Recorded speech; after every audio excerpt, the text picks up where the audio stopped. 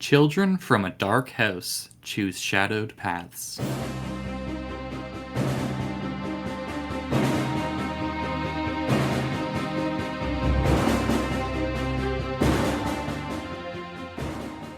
Bom dia, and welcome to the Legendary Green Team's Malazan series. Welcome to episode 1 of the House of Chains series. I am Hurinfan, and I'm joined today by BefuddledPanda. Hello, everyone. JasnahAsABoy. Hi. And Ashaman. Salut. Today we're covering House of Chains Prologue through Chapter 4. Spoiler warning for those. We'll be using our normal discussion format. So, Ash? Yeah, start with the prologue. Troll Sengar is shorn and then abandoned to drown. Dun, dun, dun. Yeah, what's up with that prologue? I mean, all book 1 is just Karsa, but we are introducing gray-skinned dude named... What was his name again? Troll Sengar. Yeah. Sounds like Wait. Trell or Troll. Is he the dude that they found in Memories of Ice that was bloated and washed up on the beach? No comment. I thought maybe it might be that, but what I'm gathering at least is that he's Teist Edor, and I suspect that his brother, the one that was leading the group, is the one that that Shadow Throne warned Paran about in Memories of Ice.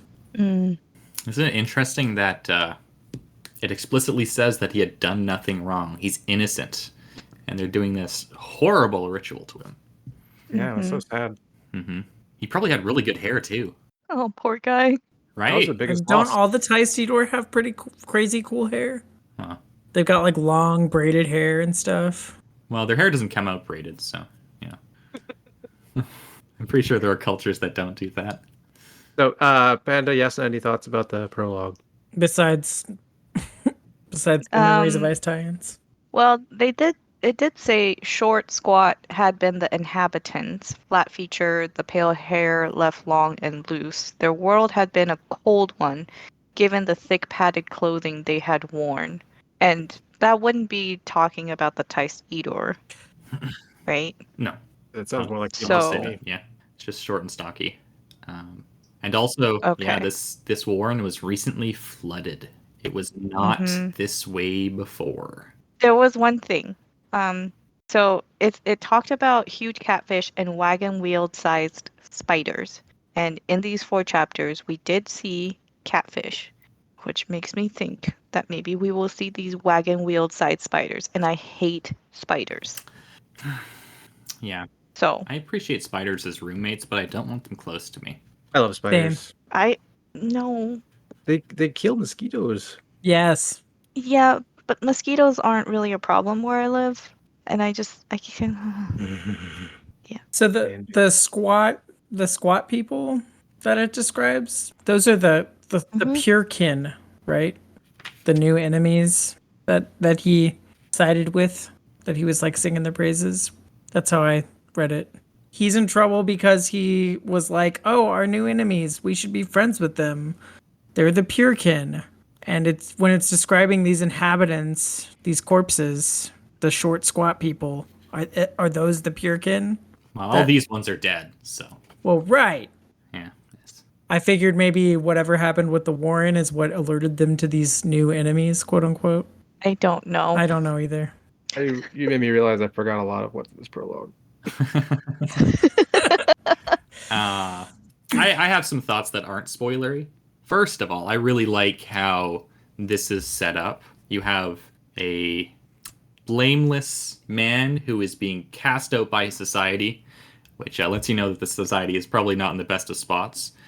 You have the leader who explicitly is sharing out the crime and making everybody in the party complicit.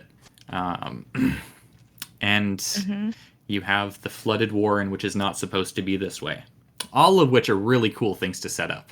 And this is our first glimpse of the Teist Eater that is in any way substantial. This is the first episode of it. This is the first time we get to see them talk, which is a very interesting way to introduce them. Agreed. We went to chapter 1? Oh, also, there's one last thing. There is a line said in the prologue. we get to know their purpose. They have to deliver something to him. They're searching for something, and it has to be delivered to grow stronger.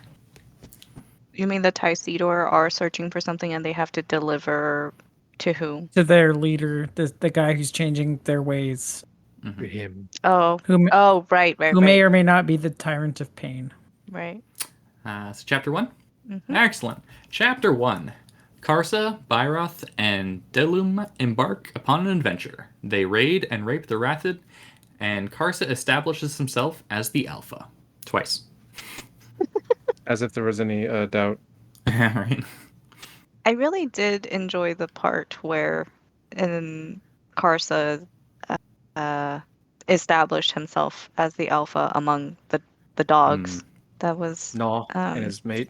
Yeah, that was exciting That was to really read. cool. So what about the scene at the very beginning of the chapter with the dog barking? That's like maybe like over 100 years before the action of the. What is that about? There's like the dog goes mad and bites some people, and then the kid that survives gets sacrificed to the faces in the rock. And I went back and read it again to see if I would get it, and I still came up with nothing. It happened centuries past, long before the 7 gods opened their eyes. So I had thought that because the dog had savaged a woman, an old man, and a child, and I had thought maybe the woman was Karsa's mother, but I don't know if that actually lines up because I think Karsa's mother was killed or done away with Karsa's only like after 70 the 7. years old. Oh, really? Karsa's like 80, isn't he? Okay. Yeah. But that's still not centuries Just ago. a child. Yeah. Yeah. So if it's I have no idea. yeah, maybe it's related to why something- the 7 woke back up. Like they were Talana Mass, they got buried or whatever. Like, and then something about the blood of the child helped wake them back up. Maybe, and it took centuries. I don't know. Or maybe it's like a metaphor for what happens later in the story. Yeah. I have no idea. Don't know. It does say that it's Uragol the Woven's Year. We know who Uragol is. We do. Well, kind of. Yeah, kind of. Yeah. He's Broken Talana Mass. Yep. So let's move on since there are no ideas being thrown out. I want to go back to Gnaw because when I was first reading this, I was really surprised by Karsa's compassion for the dog.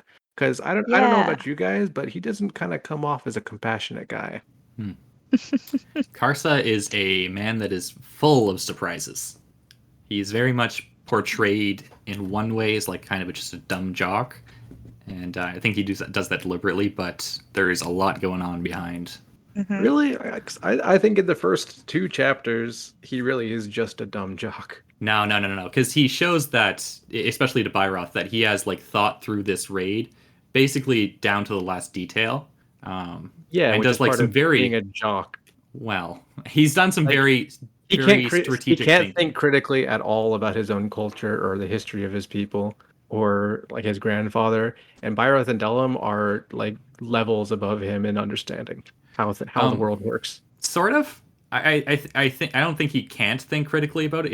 He refuses to. He's drunk the Kool-Aid. But he's Obviously, also he's not very stupid. Yeah, he's very intelligent. A lot more intelligent than people gave him credit for. That I agree with. Cunning, too. Yes. Yeah. I did think that. So I read chapter 1 fairly quickly, and mostly because there's not that, switching of POVs all the time and a bunch of new characters getting introduced at the beginning. And when I was reading through these first 4 chapters, I kind of got lost about what Karsa's motivations were for taking this journey. And so I had to go back and reread. And the only thing I can really gather is that, he's grown up listening to his grandfather's tales about his adventure to the Silver Lake and his victories there.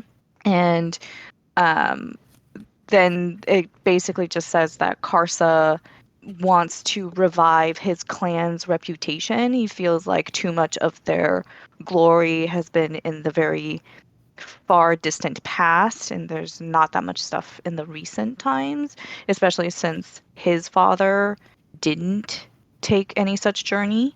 And so he sees the Urid as had grown complacent in their position of preeminence among the Teblor, which I guess I can kind of buy into that motivation. But it took me a while to process, like, oh, this is why he's taking this journey. Well, he actually, at the start, just kind of thinks his goal to himself when he's standing before the Seven Faces. He says, I have heard the oldest words, the whispers of the one who will unite the Teblor, who will bind the clans one and all and lead them into the lowlands and so begin the war of the people. These whispers, they are the voice of promise, and that voice is mine. So he wants to establish himself as a big war leader and then unite the clans, Right. Genghis Khan style, and, you know. Yeah.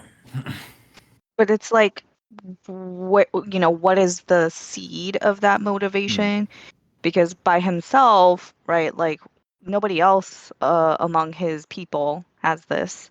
It seems like maybe I guess we do see that there is some external influence on this character. I think quite a bit. Yeah. Yeah, he's definitely being manipulated by the faces in the rock. Yeah, at least at first. Karsa makes 2 vows this chapter. One, he says, the wrath and war ladle shall bow before me. And the other one says, one day she will lie gray-nosed and fat before my hearth. And that's for Gnaw, the dog.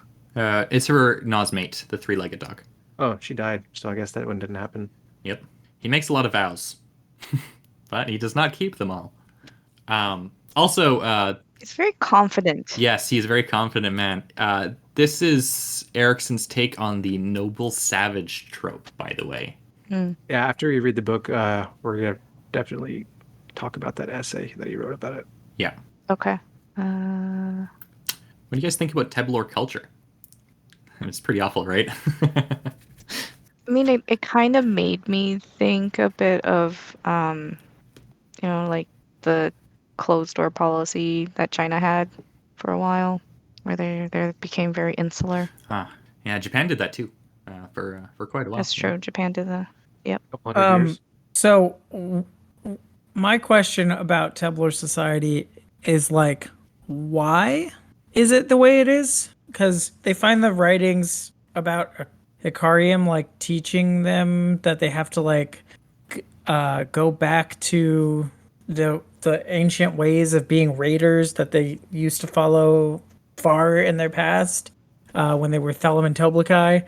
And there was something about, like, sickness and, like, deformity, and they built this, like, culture of, like, sacrificing a bunch of the children to the Seven.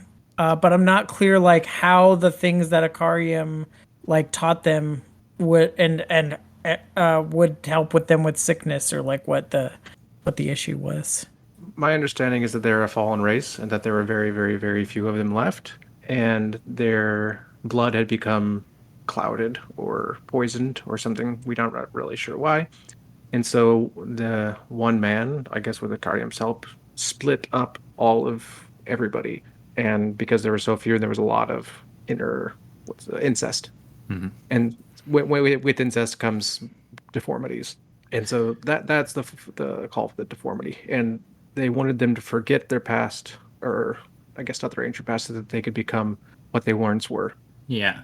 And specifically they want to breed the Toblakai traits to be strong again, which, is understandable, because why be a puny human if you can be a giant? It's like 8 feet tall.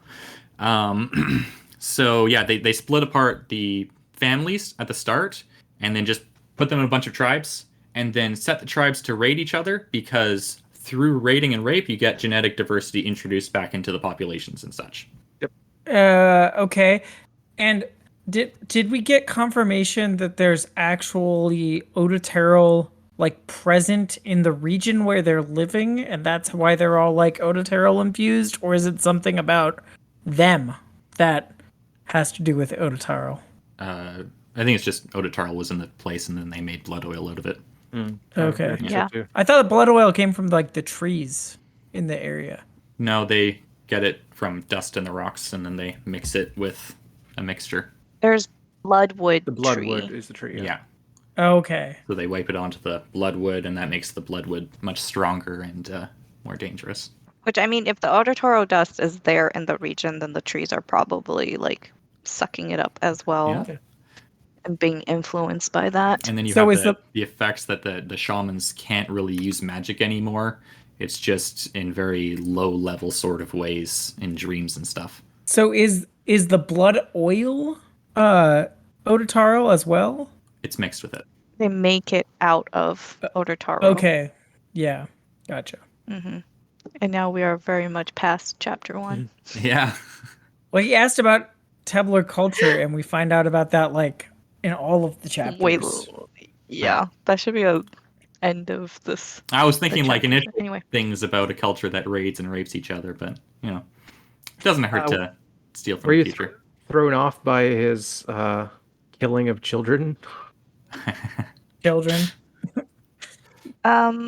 Honestly, at this point, like, we've seen so much death and, like, violence against children. I didn't think too much of it until we got to the parts where we understood more about the lowlanders. When I first read this, I was like, obviously I didn't like Karsa because he's just a bad guy. But I'm just like, wow, like Ericsson's really trying hard to get us to hate this guy. I'm gonna go kill children. Yeah, and it's not clear in the first chapter at all that they're giants. So I was like, why is he gonna go kill children? What's going on? Yeah. It was weird. Although of course he does do a few bits of foreshadowing, which you can pick up on in the later reads. There was one part where Delum warns. So in chapter 1, Delum warns Karsa that the youth that they let escape, which we later find out his name is Damask, will become an adult, and he will not be content to follow. He will lead. He must lead, and none shall challenge his fierceness. The gleaming wood of his will, the oil of his desire. Karsar Orlong, you have made an enemy for the Urid, an enemy to pale all we have known in the past. And I mark that as foreshadowing. That's not Damask. Damask is the lowlander that gets away later on. This was a Tabler child. Really? Yeah. Yeah. Damask is an underling of Silgar. So this is not this. Okay, so there were 2 youths that he let escape. One's not a youth. One's a child. It's an adult lowlander. That's Damask. And the youth that you just referenced is a Tabler youth. Tabler.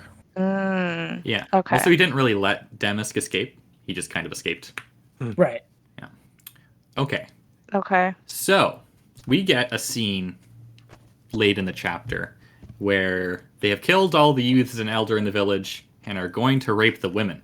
And the women seem to take this as just a matter-of-fact thing, and some seem kind of eager for it. Yeah. Which is, yeah, it's a interesting take, I think, because like undoubtedly this is rape. They're doing it not really because they want to. Karsa and his friends aren't really interested in the notion of consent. I mean, that's what they call it. Yeah. Interesting culture. Yep. I think a lot of this book might be about, cultures and morality inside and outside the culture. Mm-hmm. Oh, and also Karsa makes 2 babies, at least. Yeah, that was the scene where I decided I really hated Karsa. Yeah, he broke that young girl's heart. Damn. She was smitten. She was smitten, and then, oh my god. Was she really? Well, sort of. No, she. They got a weird. I did not culture. read it that way. She took it very personally that he didn't want to know her name. He didn't care about her at all. He just wanted to call her Dayless. Right, I got that part, but I didn't get the part that she was smitten. Exactly. Tabler smitten, which is like, Okay. not completely horrified of the events. My mother said you were very soft and gentle. Yeah. Yeah, she was like, "Oh, you're gentle." Just, I guess, better than being just violent. Yes, it is. Yeah, it's a messed up culture. Mm-hmm. Yeah, what's with this fascination with the Dayless? It's very annoying. It's very annoying. He just wants her because his friend has her? She's the girl next door.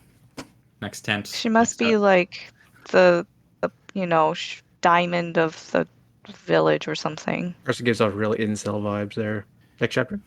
Well, first, Bairoth seems to be at least at the start. He seems to have a more level head than Karsa, which is interesting. Oh, absolutely. Yeah, the seven faces or the seven gods are like we can't use Bairoth. He's too inquisitive, which is interesting. Yeah, Reminds me of Sicario. he doesn't hesitate in questioning the faith. Mm-hmm. And once they find the writing in the rock later, he's just like, "Yeah, this is true. We need to talk about it." And Carson's just like, "Shut up." Although he still buys into the culture. Yeah, he does. Yeah, which is I think interesting. The best person in Tabor society, I think, is Carson's father, Yes. Senegal. Sinig. Cynic. Yes. And he throws out Polk Yeah. I love that Bulk scene. is- from his house. yeah. I liked that scene. Mm-hmm. They finish eating and he just throws them out. Yeah. Yeah, I was not expecting that to happen. I have thoughts on Sinig, but they are going to wait for chapter 3. Okay. Although, are we done with chapter 1 now? I've been done a long time. Okay, good. Chapter 2. The history of the Teblor is revealed. Calm is released, and Delim misplaces some brain juice. The first children are encountered and slain. Karsa and the boys raid the farm, which has grown in the past few centuries. Bairoth and Delim are killed, and Karsa is imprisoned. Karsa makes a new friend in captivity, makes a brief escape, then is shipped to the mines. Oh, a lot happened this chapter. Yeah, it was a really long chapter, almost 100 pages in the mass market. Orcasao. Forcasol. Yes, we got For Cruel Assail. That was cool. She is terrifying. Yeah, she was bringing peace, but it Yeah, wasn't and they very good didn't peace. think like what kind of peace. Yeah, notably, it was Bairoth who was the most vocal proponent. Right. I would have read Calm. I probably would have too, if only because I was curious. But boy, was that a mistake. Okay, so you know when you watch a scary movie and you're like yelling at the character in the movie to not open the door or like don't go in the house or whatever that creepy place is. Split up. That was me reading this scene. I was like, don't lift up. Don't free the demon. Don't free the demon. But the demon could have And been then to Pearl. free the demon. It was not. It was not. It wasn't Pearl. Pearl, but it could have been. No, it could not have been. I'm not saying it's always a bad idea to free a creature that has clearly slain tens of thousands of other beings and was, subsequently trapped under a rock. But I'm not saying that. I thought it was the compassionate thing to do. No, man. And she seems to see something of Karsa's potential or his future, which is interesting. He Yeah, seems to have some she kind of innate ability spoke for like that. she kind of spoke a prophecy, Yeah. right? Yeah. In which she kills Karsa. I have the prophecy here. There will come a time when he stands poised to change the world, and what that time comes, I shall be there, for I bring peace. When that moment arrives, cease guarding him, step back as you have done now. So you have something to look forward to. I mean, if she's correct. If she's correct, she is a many-jointed creature of her word. I have a question for Yasna. Yes. Do you think Bairoth is really dead? Yes. Okay. He did lose a head. The reason why I asked, Yeah. yeah, he did lose a head. But the reason why I ask is because in the previous chapter, like the found, the 24 or whatever of those hidden people, they said one would make it. And then it ends with perhaps. Yep. So I was like, well, it could be that, Karsa is the one that makes it, but could Bairoth be like revived? Or maybe none of them will make it? I don't know. Because Calm is saying this prophecy to Bairoth. Mhm. I don't know. Isn't the idea of someone with like an unnatural amount of joints in their limbs really unnerving? Like, Yes. how does that even look? That'd be so weird to watch. It would be like that.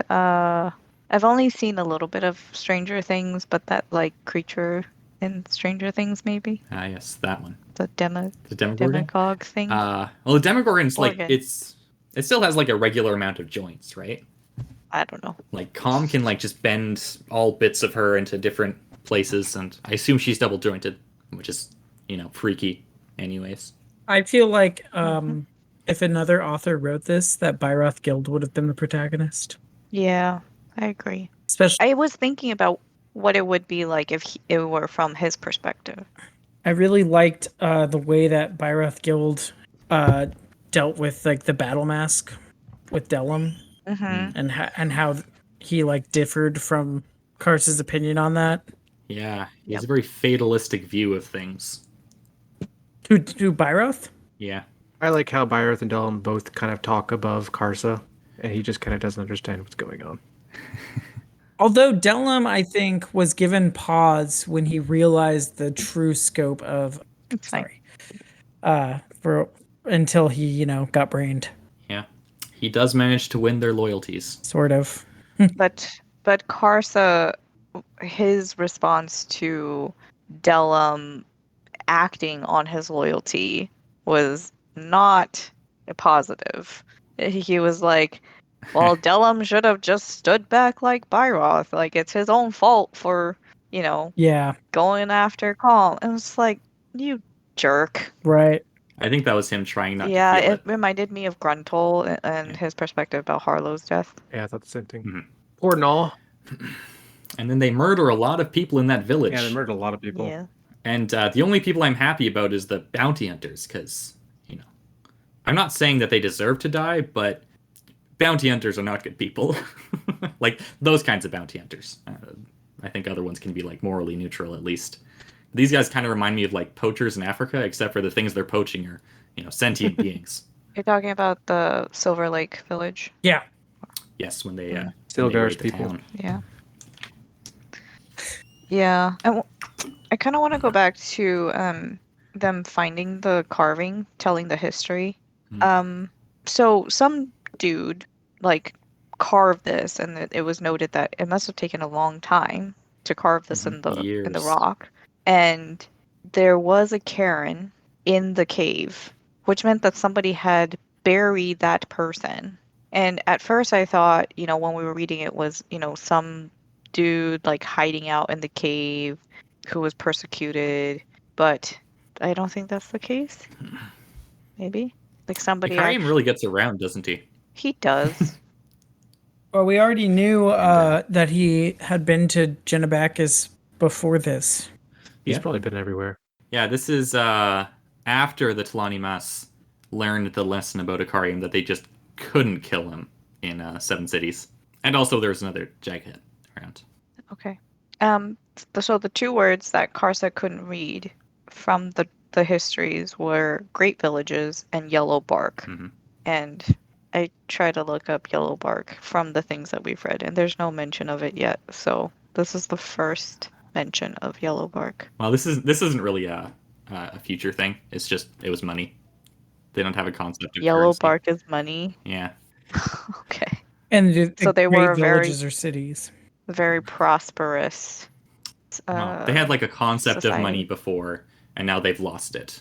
They're like the very tribal people now who just operate on a very communal sort of thing where they don't like maybe they do a bit of bartering, but for the most part, I think you just have to subsist off the land. I see. Okay. Barbarians. Bar.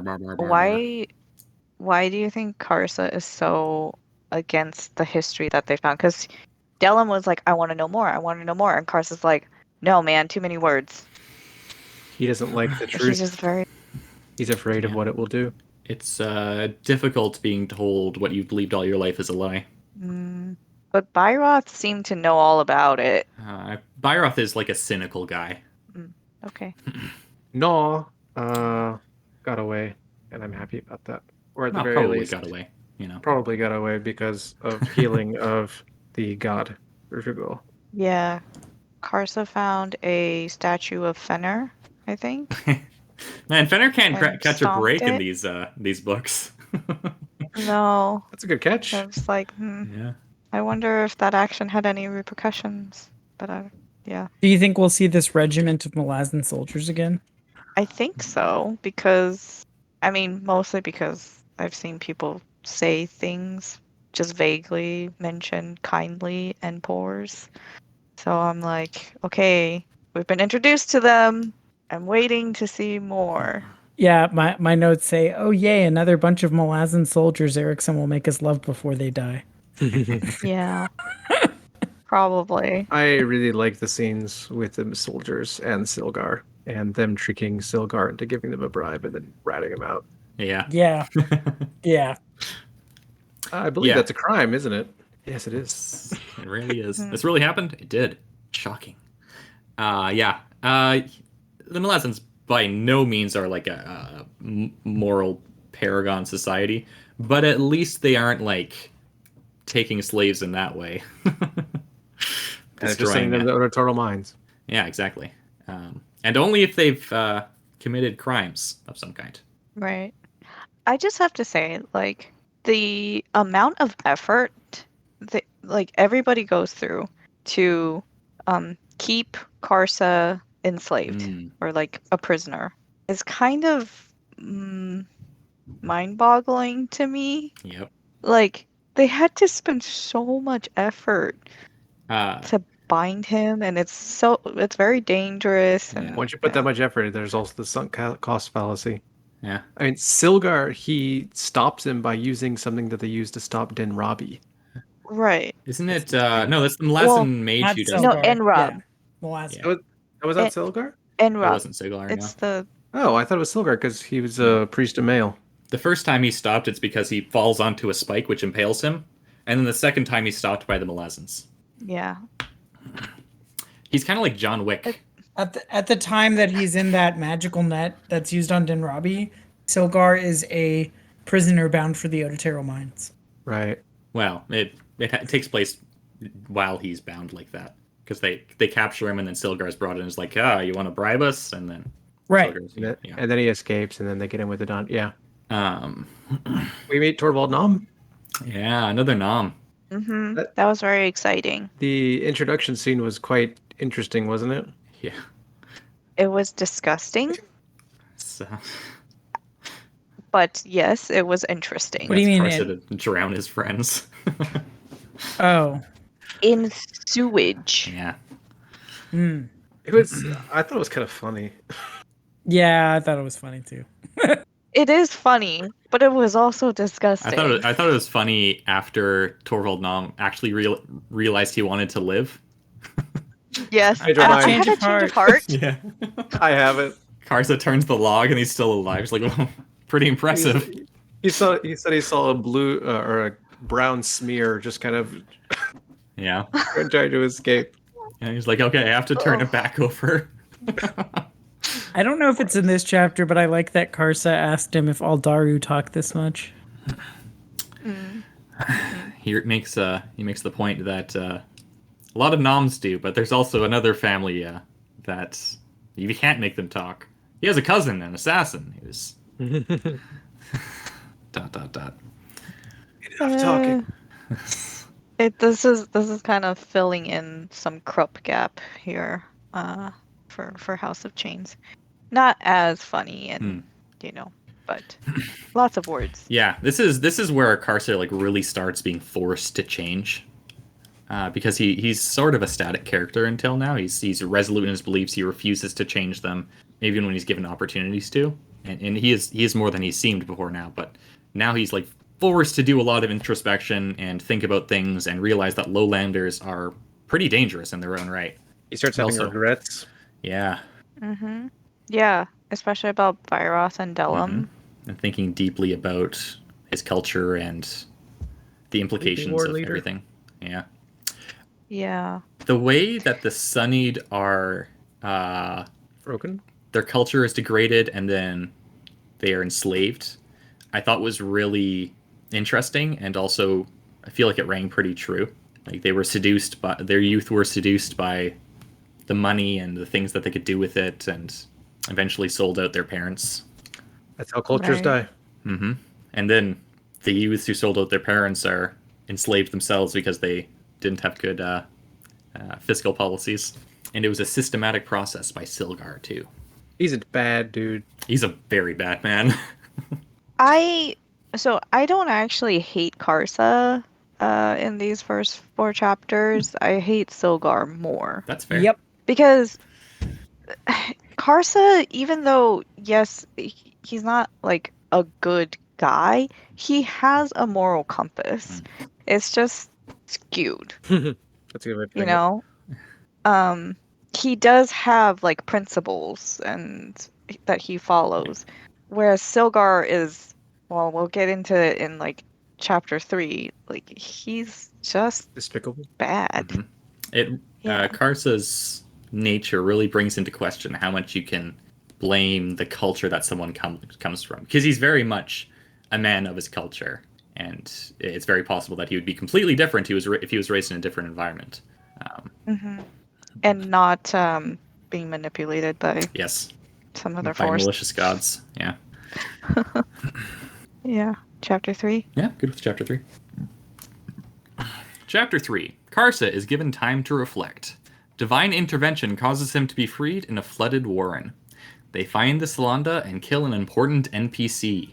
A collaboration with Silgar provides an escape from the warren. An amateur paleontologist rearranges Karsa's ribs, and they head to a nearby city.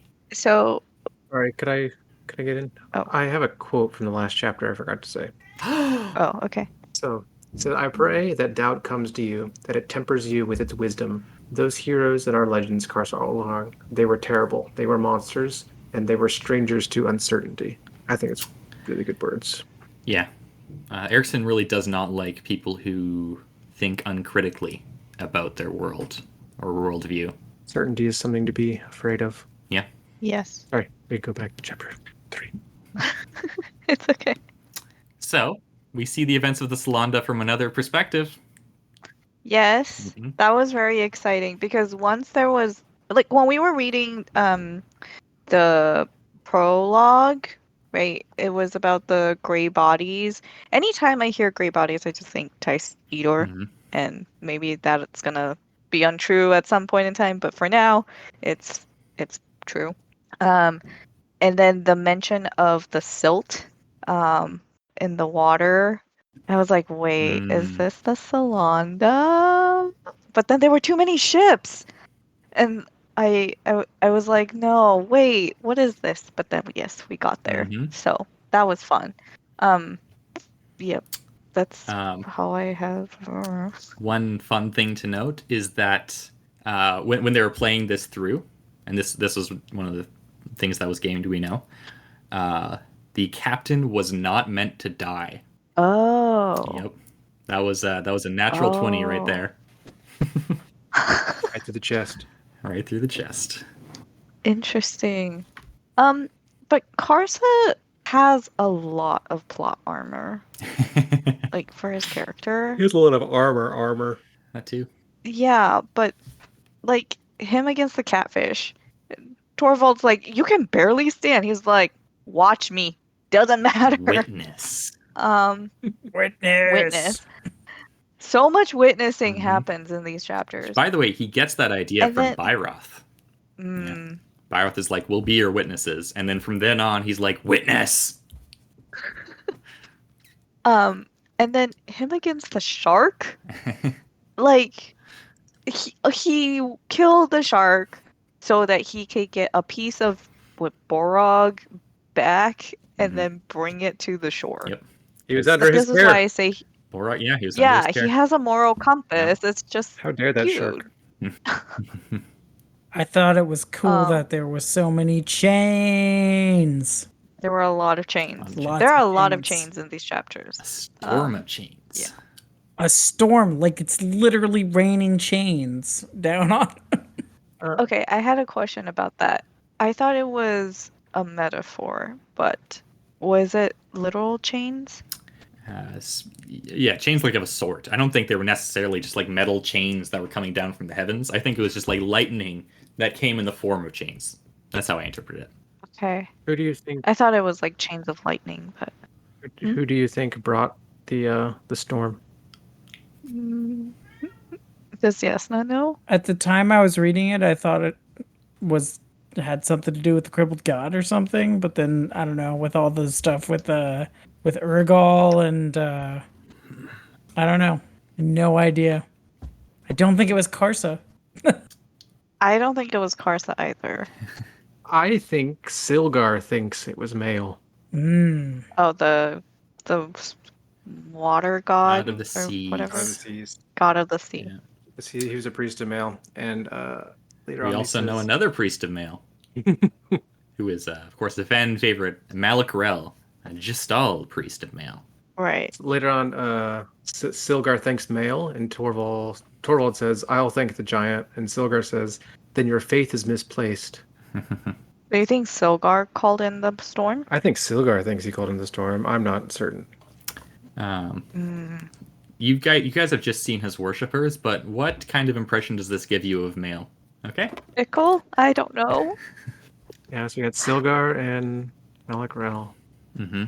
Two of And the as well, we they're know, all- Aragons in the series. yeah, priests sometimes take after their gods. So they're treacherous, which, Mhm. the sea is treacherous. They're very self-serving. At Very least- self-serving, and betrayals happen.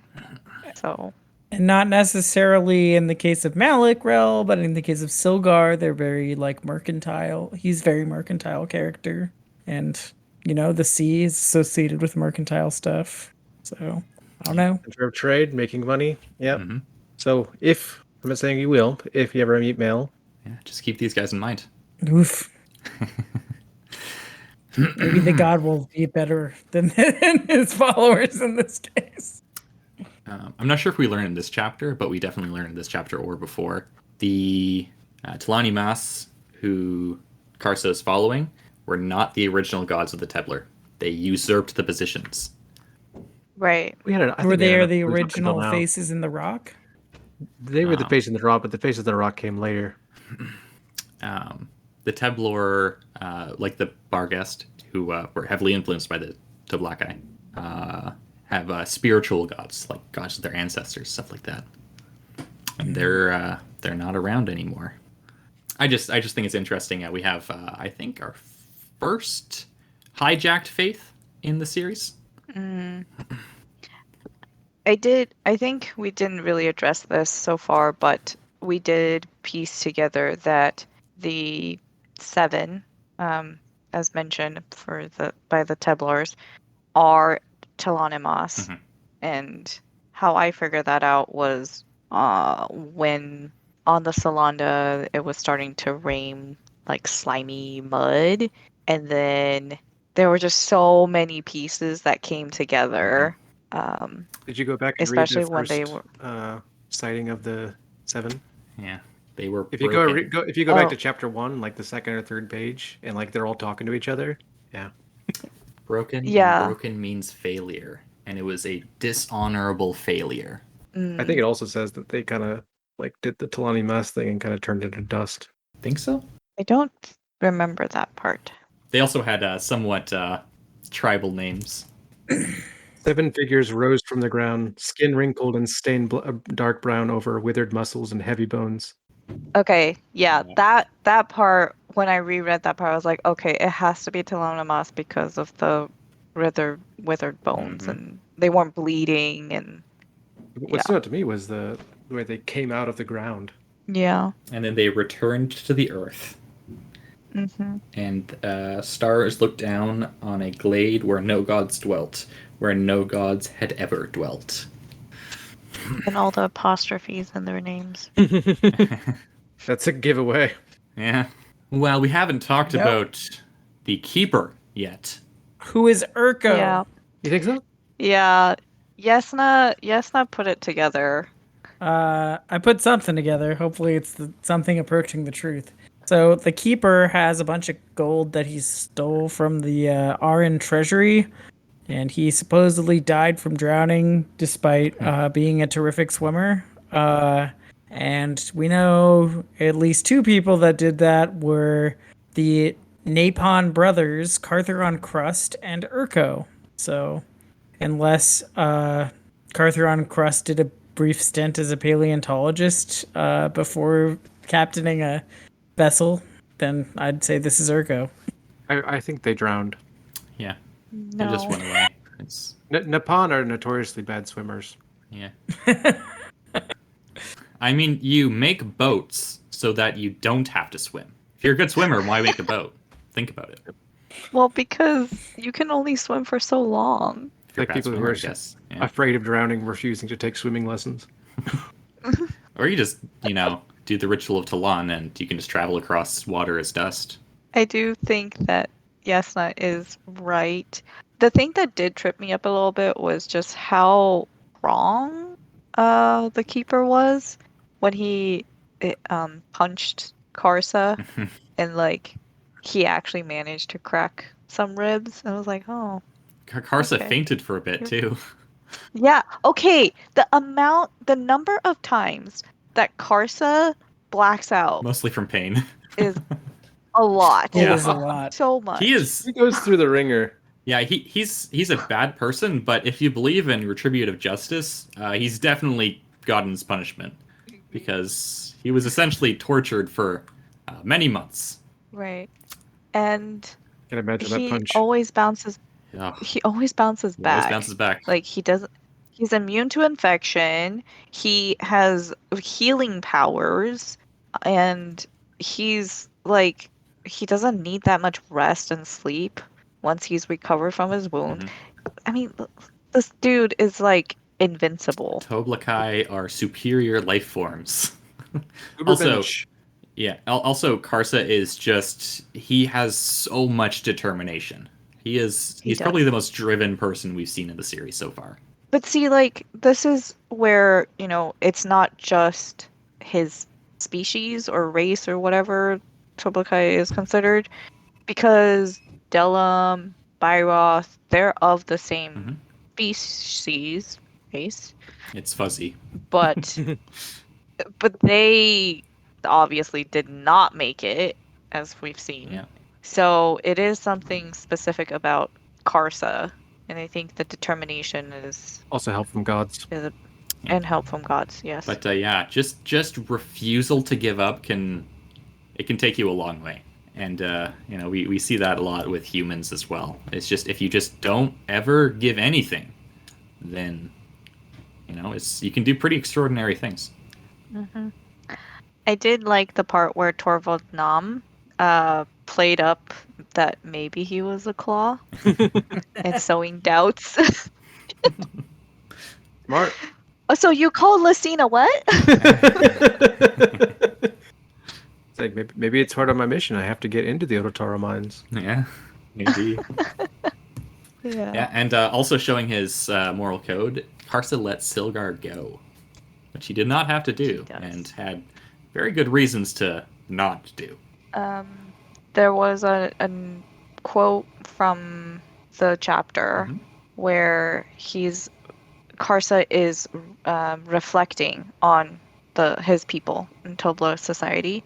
His people's rules of conduct, the narrowly crafted confines of expectations, its innate conservatism that crushed dissent with the threat of deadly isolation. These were what had defeated his grandfather's courage. And that, I think, is the same note that we had in Memories of Ice, where Whiskey Jack said diversity is worth celebrating, and he was talking to Humbro Tor, for it is the birthplace of wisdom, which then Humbro Tor is a Barghast, and Barghasts do come from Teblors. They come from interbreeding between Teblor and, I think, Talanimas. Yeah. So on the species thing, species are usually when you can't breed with each other to make viable offspring, but Toblakai can breed with humans, or at least Talanimas. So, like, what is the distinction? I don't know. We would have to ask, I think, a biologist. Maybe Kip can tell us. I don't know. I actually have a quote as well from, like, 2 lines down, when Karsa reflecting on his father. I saw your mistrust as weakness. Your unwillingness to participate in our tribe's endless, deadly games of pride and retribution. I saw this as cowardice. Even so, what have you done to challenge our ways? Nothing. Your only answer was to hide yourself away, and to belittle all that I did, to mock my zeal. And yeah, there's obviously you can see flaws with society, and you can think yourself high and mighty for observing them. But if you don't do anything to change them, like, are you really any better? Sinnig never tried to alter the alter the things that he saw that were so wrong. He just kind of sat back on the sidelines and made jibes. Yeah, he kind of closed in on himself. Yeah. He taught Karsa how to fight. He taught Karsa how to fight, yeah. And he gave him his horse. He did. Yeah, he did give him his horse. That poor horse. I But I guess understand his position. Yeah, I do too. You're right. It is cowardice, like that he didn't do anything. But I can't say that I wouldn't do the same in his situation. Yeah, it's a difficult thing to try and change a society, but someone's got to do it. Mm-hmm. And usually it's better if a lot of people do it instead of just one person. And his wife was killed because of it, right? His wife was killed by the Seven. Mm-hmm. Next chapter. Sure. Chapter 4. In a stunning turn of events, Silgar the slave owner turns out to not be a great guy. Karsa learns that free tattoos aren't all they're cracked up to be. Torvald rescues Karsa, who teams up with Leoman and joins the revolution. Cool tattoo. Yeah. I did not figure out that Karsa was Toplikai until like right before it was revealed. But then afterwards, I was like, oh, it was pretty obvious because in Deadhouse Gates there was so many mentions of Toblikai's wooden sword. And the souls he carried with him that were chained to him. And also his showmanship. He in Deadhouse Gates, he went up to defeat that monster, and everyone was like, "No, you're gonna die." And he's like, "You'll see." Yeah. I'm not quite sure if he says witness, but he essentially says that. And then, Leoman with his light blue eyes. Mm-hmm. Well, and they're even called children, the souls that are chained to him in Deadhouse Gates. I totally forgot about that. Leoman with his piercing blue eyes. Though I think What do those eyes Haborg do? calls them children. And why did Haborg have enough insight to know that Karsa would think of them as children? Or I mean, Karsa's also just slain children, so Has he? I'm pretty sure. And there's a moment where he blacks out and he just knows that he's killed a lot of people. So yeah, I think he killed the children of at least the merchant family in at Silver Lake. Mm-hmm. Yeah, there's a lot of houses he goes to and he just kills every one of them except for one yes. girl who he rapes. Yep. And gives her blood oil and she goes crazy. He was really crazy. I That don't is want the blood something like oil. out of a horror. Yeah. Boy, is scary. Yeah. Mebra is such a jerk. Mebra! I forgot he was on this chapter. He's a such spy, jerk. so it's like you can't really expect much more, right? Ugh, he's so slimy. Yeah. Yeah, he's good at his job. I don't like Karsa and Leoman, so I don't mind. He does his job. You don't like Leoman? Is that for reasons we don't know about yet? He's on the rebellion side, and I just don't care much the rebellion. That's fair. Are we going to get a more sympathetic view of the rebellion in this book, or is it just going to... Well, okay. We know this from the synopsis, so this isn't a spoiler. There will be a lot more about the rebellion here. A lot. That doesn't mean it'll be sympathetic. No? I mean, there was a lot about the, fantasy barbarian in this. It wasn't sympathetic. I wouldn't say it was unsympathetic. I think Okay. Karsa was painted in very fair light, not, biased one way or the other very strongly. The rebellion is a rebellion. Yes. For good and ill. Well, the whole thing about priesthoods were shattered and end of human sacrifice and extortion, merchants getting richer, roads are safer. So yeah, it's right for rebellion. Mm-hmm. Like, do you agree that those are the reasons why? Didn't that come from Torvald as well? That was sarcasm. It was sarcasm. Yeah. Okay, got it. He's He was poking fun at the basically- Seven Cities natives. Yeah, he's bashing the rebellion there. Although he did fight on Okay. their... No, he fought in the Genabacus rebels. Although I'm not entirely sure why he did that. Torvald's an interesting guy. Were they rebels? I thought he said they were bandits. They were bandits. Well, one man's terrorist is another man's freedom fighter. The I bandits mean, if think that they're doing a good thing. They're resisting they? they're resisting the oppressors. I mean, They weren't bandits are like just robbing people, aren't they? They Isn't weren't that what bandits before the do? Malazans came along. The Malazans How do coming you know along is that? what made them bandits. Pretty sure How it's do you know that? I don't remember the details enough to say so, but I know he definitely says he was a bandit. Yeah. Yeah, I had thought he was like the original origin of the Motley Crew, but that's not, or The Motley irregulars. Crew. That's not. That's The possible. Motley irregulars. You know what I'm saying. Yeah, I really like that line from Tolvod about the land being ripe for the rebellion. Yeah.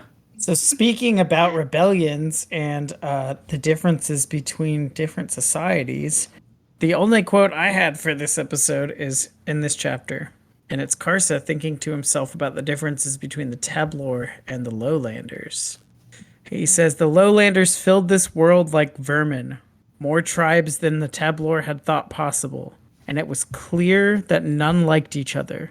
While that was a sentiment Karsa well understood, for tribes should dislike each other, it was so obvious that, among the Lowlanders, there was no sense of any other sort of loyalty. Karsa was Urid, but he was also Tablor. The Lowlanders seemed so obsessed with their differences that they had no comprehension of what unified them, a flaw that could be exploited. That last line is so good. I know. It's in a different paragraph, but I added it in to the quote just because I love it so much. I had that one too, just the last part. Well, so what's interesting is that at the beginning of the book, Karsa is thinking that, Tablors are so mighty and he can go out to the world and like he'll conquer and bring glory back or whatever. But he didn't realize how big the world was. Right. So that was an interesting just like revelation for him. Yet he still thinks, no, you know what? I can still do this. I can take him. I can still conquer. Yeah, he figures that Silver Lake has grown in the past couple centuries. They probably added a farm or two. Right. Yeah. Yeah. No, there's a whole big wide world out there. Yes. There's big wide world, and tribalism is a problem. And he hasn't even encountered like all the various gods that are at play. Like his world, his like understanding of the world is so tiny. But he gets to the heart of it at least. And I think these chapters show a very good the sins of at least some tribal societies, not all, and the sins of civilization. Because with civilization comes slavery and money and those kinds of things. And domination. Yeah. And Tablor, they would just kill their enemies, right? They wouldn't enslave them, but it's different out here. Yeah, he sees enslaving as disgusting, right? Like it's not a thing you do. People should not be in chains. Do we want to do listener questions? I got a question. What's your how do you like Karsa? I think I kind of answered that. So you ambivalent? I'm actually a little sympathetic at times, but I don't hate the guy. I don't hate the character. I don't love him. I guess ambivalent may be the right word. Yeah. Yes. He grew on me. He grew on me. Yeah. He grows a lot. Yeah. He's very charismatic, and he is a man of his word, and he does what he sets out to do, even though it looks impossible. And there's a lot to admire in that. Well, we'll see if he brings the Tablor united to start conquering. That's part of what he set out to do. It is. I don't see how he's going to do that working for however long in Shaik's rebellion. So Right. Well, because he had a chance to like start going back home, right? But he's like, you know what? I'm not ready yet. I still got more to do here. Yeah. Whatever it is. well, and Yes, sometime between the end of this chapter 4 and when we see him in Deadhouse Gates, he gets faith in Shaik. Some, yeah. Definitely more than Liaman. Yeah. He has an ambitious goal, but he's not overconfident. He's not underestimating the challenges he's gonna face. He knows he needs to grow and learn things. Listener questions? Yeah. We got a lot from Tormig. The first one, how did you feel about the single point of view decision? I liked it. It made it for easy reading. Did you find it boring at all compared to the others? No, I thought the whole thing was really exciting. Yeah, it was fun. The first time I read it, I was disappointed, but I like it this time around. I of course had to picture the GIF of Barney Stinson from How I Met Your Mother going "Challenge accepted," because Erickson wrote this in response to criticism that he couldn't stick to a single point of view, which he sort of does stick to a single point of view. There are a couple scenes that are written in third person omniscient, but and also from like the Seven perspective. And, no, those are not written from the perspective of the Seven. They're third person omniscient. It's like a camera pointed at the Seven. Sure. Okay. And yeah, it was fine. I mean, it made the reading experience faster. You're not having to reorient. Like, okay, where are we again? Which character are we following? Pretty linear. Yeah, when I read this first, I've mentioned this before, but I had taken a long break, like a year or more after Memories of Ice, and had no memory of Toblakai and no memory of Leomin. So the entire time I was kind of just like thinking, where is he going with this? I don't know this guy. I don't know any of these people because my memory was so fuzzy. And somebody worded their description of Karsa Orlong to me way too succinctly when I had only read chapter 1, and their very succinct description of him like pointed a giant red arrow right at Thelamin Toblakai for me. So I spent the entire time being like, how's he gonna get from here to Leomin and Shaik, So they were like, oh, a giant that that likes to kill children or something. And I was like, Did you spot Leomin before the reveal? Yes. But, because I knew it was Toblakai, though. Mm-hmm. Panda? No. I mean, the number of times the dude's, like, blue eyes was mentioned, I was like, okay, this must be a clue to something. But then I was too lazy to we only know Leomin together. from, like, a few pages of Deadhouse Gates. Yeah. Oh, I actually have a question that's sort of related to this. What do you guys think of Karsa not telling Leomin or the Rebellion his name? Because he says a lot in these previous chapters, I, Karsa Orlong, will do these things. And it's very important to him that everyone recognizes him, Karsa Orlong, as this great leader / guy who can do things. Think he learned humility? Maybe. Or the value of anonymity. Or maybe he's having an identity crisis. Yeah, wouldn't you? Human? Yeah. Do you even remember what your species is really called? Yeah, his face is also kind of shattered. Interesting. Okay, so shall we say goodbye? Yes. So it seemed like we covered a lot of the listener questions already in our discussion. Yeah, so sorry, listener questions. We're not ignoring you.